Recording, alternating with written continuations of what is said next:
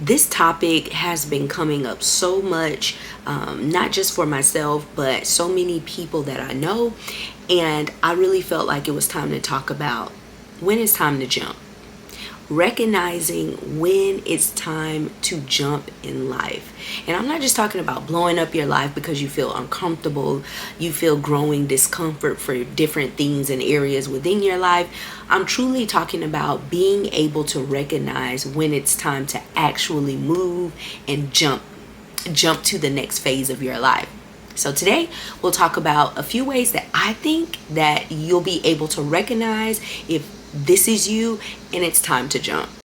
Number one, you keep getting the signals, okay? I'm not talking about just pure coincidences. I'm talking about the signals that keep appearing, okay? This is going to be something that continues to come up. You continue to think about it. You continue to see things. You continue to hear certain things. You begin to feel certain things as it relates to this idea, this creative idea that might be popping up in your head, this move that you think that it might be good for you, this new environment. A new job, or leaving the current position that you're in, or leveling up within the position. Keep thinking about starting that business. The things just keep showing up, and I'm talking about you're gonna recognize it. No, sometimes you're able to see. You know how, for example, when you are looking at some people when they're getting ready to purchase a car, they keep seeing the exact same car. It just keeps popping up wherever you are in the city. That car just keeps popping up. I'm talking about the color, the model, everything. Yes, the signals, the signs will be there, okay? And eventually you'll have to ask yourself, how many times does this thing have to keep coming up before I have to ask myself, what is this thing asking of me? What is it? This is that sign to dig a little bit deeper. And how do you do that? Okay, so just because something might be a recurring desire doesn't actually mean that it's instruction to change it. That's when you have to investigate the feeling and dig a little bit deeper. Ask the questions like, hey, is this just a fantasy? Is this just a distraction? Is this an escape from something that I am a bigger issue I may be running from? Or is this something that I am truly consistently building towards? I'm taking the steps unknowingly or knowingly. That's another question. Recognize the signals, investigate deeper. Number two, you've actually outgrown the version of you that has built the life that you're currently living. Let me explain.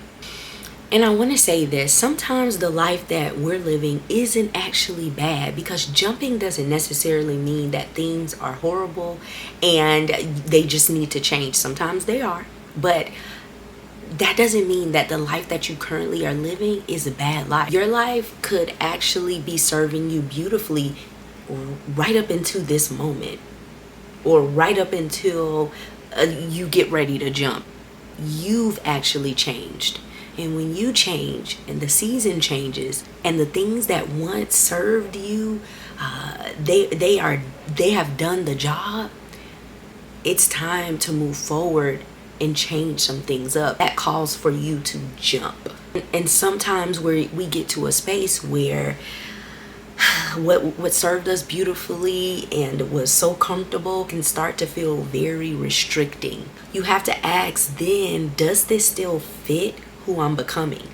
Because that is the part of jumping, understanding that you're continuing to evolve, but also recognizing that, hey, there's somebody or something waiting for me on the other side of this. And this is where it gets really good. Number three, you have the evidence because you're actually the proof. Let me explain. Again, jumping doesn't always mean you're blindly taking this huge leap of faith. There are things that have been done along the way that you have to key into and understand about yourself, the things that you have been feeling, the things that you have been doing that have made the evidence along the way. Sometimes you've taken the classes to acquire the skills, okay? You've built the relationships. You've saved the damn money over and over again. You've done the research. You've practiced. You've created, you've tested the ideas, you survived the things that you didn't think that you were going to survive. You've proven to yourself that, hey, I actually can execute. I actually can finish. You've been prepping for the jump more than you even realize it. And this could be over a certain amount of time, a long time, some years. It could be over the last few months. Only you know, but you are the evidence. Then you have to ask the question of what evidence do you actually have that you're capable of handling what's on the other side? And you'll look back at these things and understand the buildup of that evidence, which will help to answer that question. That's going to be the difference between waiting until you have that certainty. Because I know for a lot of us, especially those of us who are in these, the midlife crisis is what a lot of people call them, or you turned a certain age and things just feel completely different. You're yearning for a change. You know that something is on the other side. You feel it, you see it, you know it to be true, but literally it is waiting on you. Number 4, you gotta stop waiting for everybody to understand shit. It is not everyone else's life. And a lot of times we get into this space where we feel like we are stagnant, but a lot of times it is just the fear of us jumping or the fear of the change that is actually holding us back. Also, us seeing other people who were courageous enough to do it and to jump and what they actually are attaining, and that we didn't do it. That is usually that feeling. It's not about us feeling stuck, but more on us not doing what it is that we want to do and that we desire to do, and being afraid of change. So much of the reason why a lot of people don't jump is always based upon other people and their opinion and what they think about your life. You have to focus in, understand that you only have one life and you have to live for yourself. And a part of living for yourself is being honest about where you are and being okay with changing and being okay with doing what feels best for you. So many of us begin to question ourselves. What will my family think? What will the world think? What will my friends think? What if I have to sacrifice these things in order to make this jump? What will I look like? I feel shame for doing all these things. What if the people that love me don't understand this journey that I'm on? Some decisions that you make for your life are going to make sense to you long before they make sense to anybody else. You have to trust and believe in yourself and do what's best for you. That is what doing what's best for you actually looks like in real time. So again, stop waiting for everybody to understand. Number 5, fear doesn't mean go. Fear can mean this matters. Fear can also mean this is very unfamiliar. Fear can mean I don't have control over the outcome. The goal for all of this is not for you to become fearless. So then the question then becomes, can I feel fear and still make a wise decision? And the answer is yes, you can. You can be as scared as hell and still make wise decisions. But in making those wise decisions, you must tap into other things and not lean solely on that fear. Number 6. And now listen, this is a good one. Do not confuse jumping with running away from your problems, because so many people are not okay with sitting in their discomfort. It is very important that you develop the skills and you learn to sit with yourself, learn to sit in the silence, learn to be alone, and learn to feel discomfort, because there are going to be a lot of things in your life, whether professionally, personally, socially, you're going to feel discomfort.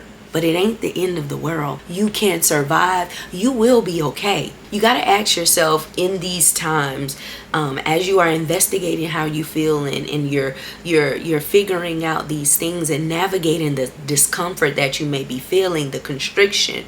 Am I moving towards something, or am I simply trying to get away from something? And if the answer is, I'm trying to get away from something, you must discover what that is and get to the root of that first, because it's going to come back up.